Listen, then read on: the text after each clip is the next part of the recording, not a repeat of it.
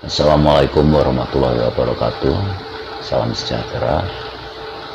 Adil Katalino Bajuramin Kasaruga Basengat Tajubata. Oke, jumpa lagi dengan saya Galuh Bayu Arti dalam channel ini. Yang kali ini kita akan pertemuan ke 9 untuk mata kuliah sejarah kebudayaan, sejarah keberagaman kebudayaan Indonesia. Oke, mungkin kita akan lanjutkan kali ini setelah kemarin beberapa unsur budaya yang kita jelaskan satu persatu. Kali ini kita akan mencoba bagaimana Indonesia bisa memiliki keberagaman budaya dalam kaitannya mata pencaharian di sini. Mata pencaharian di Indonesia menjadi beraneka ragam ini salah satu faktor yang cukup menentukan adalah sejak awal adalah faktor-faktor lingkungan atau faktor geografis yang di Indonesia ini cukup banyak variasinya. Mulai dari bentang alam, kita bisa lihat bagaimana garis pantai di Indonesia yang begitu panjang atau di negara kepulauan ini. Jadi ada variasi wilayah pesisir atau pantai, wilayah dataran rendah, ada juga dataran tinggi, dan juga wilayah berbukit. Nah, ini juga tentu saja akan menentukan sejak awal bagaimana mengenai manusia untuk memenuhi kehidupannya. Dalam arti di sini sistem mata pencaharian berkaitan dengan tahap awal bagaimana manusia memiliki perilaku ekonomi. Dalam arti pengertian ekonomi di sini adalah memenuhi kebutuhan hidup, untuk bertahan hidup, untuk melangsungkan kehidupannya. Jadi belum sekompleks hari ini.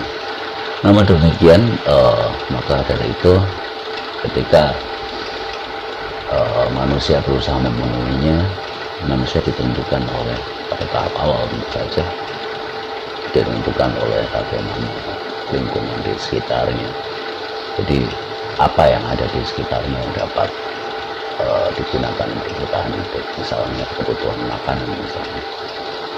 Nah, seperti ketika berada di pantai, tentu saja sumber daya atau kebutuhan hidup atau kebutuhan untuk makan, mereka bergerak ke arah perairan, bisa menangkap ikan, dan disitulah awal dari penelayanan. Selain itu, tentu saja sudah dikenal sebelumnya bahwa sekitar sejak tahun 300 Masehi itu bangsa di Nusantara sudah mulai mengarungi lautan, dan juga mobilitas dari pergerakan migrasi manusia juga sudah dilakukan melalui perairan.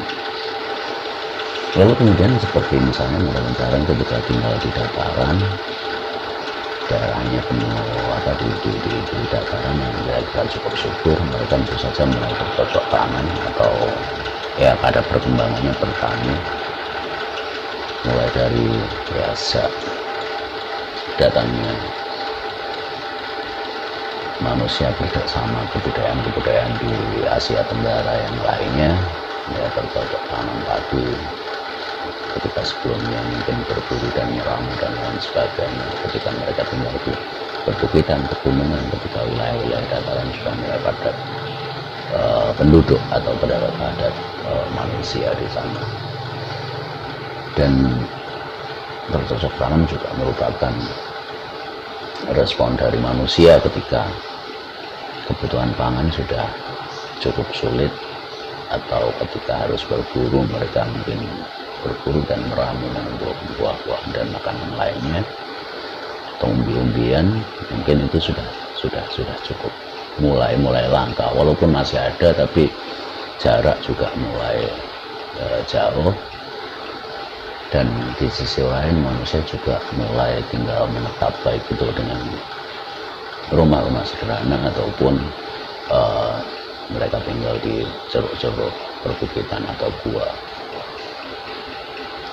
Kemudian ditentukan lagi di dataran tinggi selain perburuan juga pertaniannya tentu saja tidak bukan pertanian yang seperti lahan basah, tapi cenderung ke arah tanaman sayur-sayuran ataupun palawija seperti jagung, ubi dan lain sebagainya. Dan ya memang pada saat bercocok tanam ini terjadi, manusia sudah mulai banyak berpikir karena keterbatasan alam, sehingga ya memang semuanya harus diupayakan. Dan variasi-variasi ini selain dalam perkembangannya kemudian mulai muncul perdagangan ketika mereka yang dari perbukitan atau dataran tinggi mereka membutuhkan seperti misalnya garam, ikan dan lain sebagainya. Yang dari dataran juga membutuhkan banyak hal, mereka memiliki padi, beras dan lain sebagainya, sementara yang di pantai memiliki ikan, garam, dan mereka akhirnya bertemu bertukar, dan mungkin juga tidak gerak ekonominya juga tidak cepat hari ini karena ya aksesibilitas perjalanan, lalu kemudian pertemuan-pertemuan mereka juga sangat jarang, mungkin muncul juga pasar-pasar atau tempat bertemunya mereka yang bertukar dan lain sebagainya. Dan ini akhirnya menjadi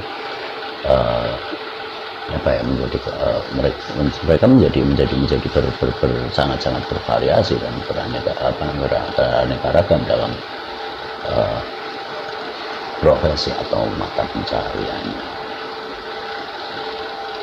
Ya, dan di sini bisa kita simpulkan bahwa mata pencaharian yang beraneka ragam ini tergantung pada variasi lingkungannya. Karena semakin bervariasi lingkungan, semakin beraneka ragam cara bertahan hidup, cara bercocok tanam yang tentu saja sempat dijelaskan munculnya berbagai macam teknologi dari mulai yang sederhana sampai yang kompleks. Hal itu tentu saja karena keterbatasan manusia mulai berpikir dan manusia mulai beradaptasi dengan lingkungan. Nah, ini kalau untuk di antropologi seringkali ini disebut dengan ya materialisme.